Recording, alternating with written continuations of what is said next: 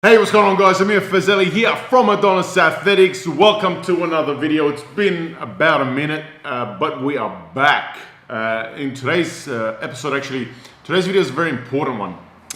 So obviously, as powerlifters, we want to be as strong as we can be. As any strength athlete, even as weightlifters and as strongmen, we want to be as strong as we can be. So we're constantly always looking for different ways to do that, right?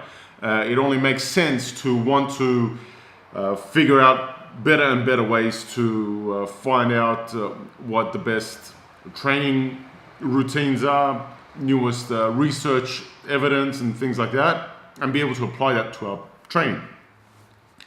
So it seems counterintuitive for us as strength athletes to not do heavy work all the time. Let me explain what I mean. So a lot of times as a coach, I get pushback from our athletes, our clients, when we finish or when they finish a competition, for example, or when they've done a couple of back-to-back cycles of strength blocks, strength training, pure strength development, to go on to do some hypertrophy blocks, some bodybuilding work, and build some muscle, lay down some new muscle tissue. Very important.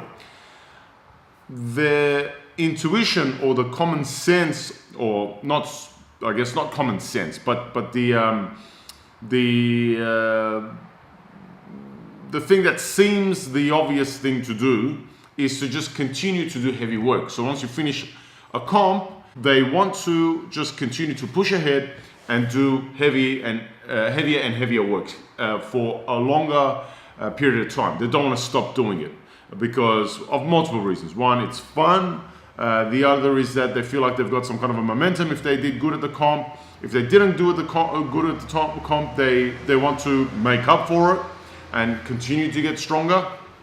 And so there is often pushback and skepticism in regards to why we should go into a hypertrophy block. Why should we not continue with more strength work? That's what I'm going to go through in this video. I was going through the mass research review. For those of you who don't know what it is, it's a very well put together sort of publication that is done by Greg Knuckles, Mike Zouros, and Eric Helms. And they go through every month and put together a bunch of research papers that they have come across through that month. They review them and they basically put it much more succinctly for people like me and you to be able to understand and extract the latest in training information from around the world, whether it be about nutrition, training, whatever.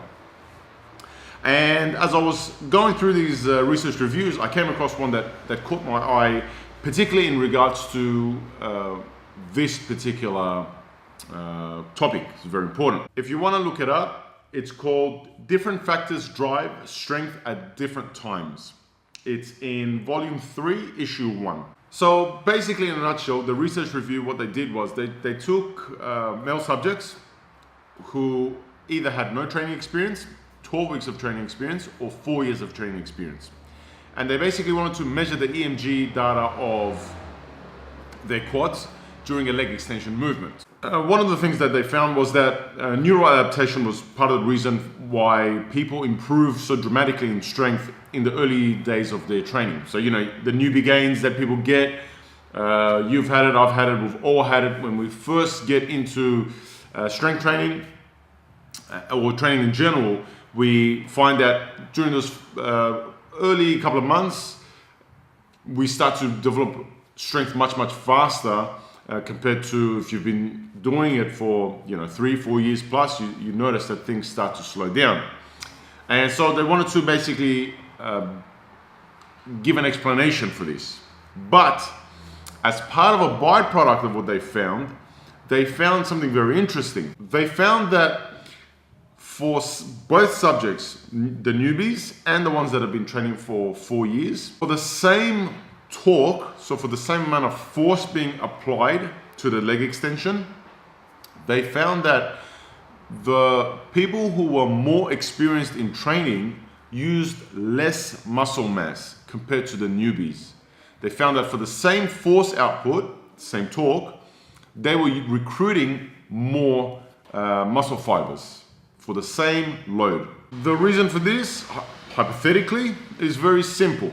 When you are more of a beginner, obviously, by nature, you don't have as much muscular development, right? The muscle cross-sectional area is much smaller. It takes you much longer, it takes you a longer time as you do your training, as you go through cycles and cycles of training over years and years, you start to develop more and more muscle tissue. And more muscle tissue, or bigger muscle tissue, means that that muscle is capable of producing more force. You have somebody who's been training for 4 years, obviously they have built more muscle tissue over time. That means that for the same amount of force that they have to generate, they need to use less of their, let's just say, quad musculature to do the work. For example, as an oversimplification, let's just say in the leg extension, both groups have to do 50 kilos for a rep. The group that is a beginner doesn't have as much muscle mass as the group that is more advanced. So for the 50 kilos of leg extension, they have to use, say, 80% of their quad muscle mass to get the work done. 80% of the muscle fibers of their quad needs to be activated and actually work and contract to be able to move 50 kilos. Conversely, the group that has been training much longer, they only need to use, say, 50% of their quad mass to be able to move the same 50 kilos because their quad mass is bigger. There is more muscle to be able to do the work. So they don't need to recruit as much percentage of their total muscle mass to get the work done. This is very important because as you increase muscle size, you will increase your potential for force generation. And as you continue to do strength work, you will also improve neuromuscular adaptation. So your brain, essentially your nervous system, will be able to recruit more and more motor units, more and more fibers of your quads or any other muscle for that matter. This is why it's important to do hypertrophy work where possible, when you finish a competition or when you're very far away from your next competition, whenever it's called for. Because you want to do both. Doing purely strength work is not enough volume to develop musculature at a fast enough rate. You can and you do develop musculature doing pure strength work. You absolutely do.